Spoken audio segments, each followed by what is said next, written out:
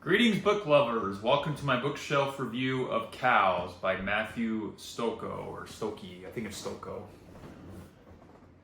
This book was awful. It was awful. I don't understand, why it was written, okay? Now, don't do what I did. Don't watch this video and be like, wow, now I have to check it out, because that's exactly what happened to me. I saw a random book review. I'm like, okay, I gotta check this book out, because this book, it's somewhat infamous, or has a reputation that it's like the grossest book ever written. And it was, for me, in my opinion. I haven't read anything grosser than this.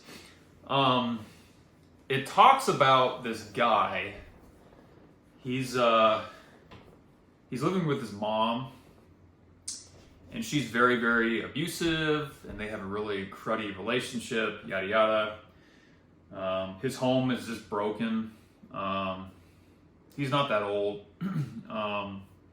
He's dating this girl who's a neighbor in the same building. They have a very dark, weird relationship as well. And he eventually works at this slaughterhouse, and where they slaughter cows and make meat and all that stuff. So the book just immediately goes completely off the rails. Imagine the most ridiculous scenario, or the most grotesque, grossest, nastiest thing you can think of, and every chapter is just building on it. It's really hard to describe. There's murders, there's bestiality, there's dead body stuff going on, there's weird sexual stuff going on, there's everything you can think of. I mean, it was getting to the point where it was so wacky and so out of this, like, almost cartoony, that it just completely gets you out of the book.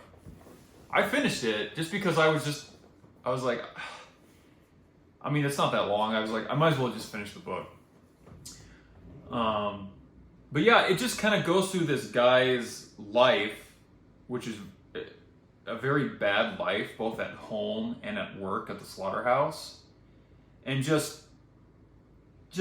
I mean, there's not really a plot. That's what I'm trying to describe the book. It's so hard. It's just, every chapter was a very just random, completely gross scenario that just built on each other until the end of the chapter.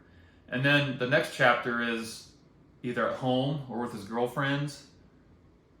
And then something horrible happens. It's not profound.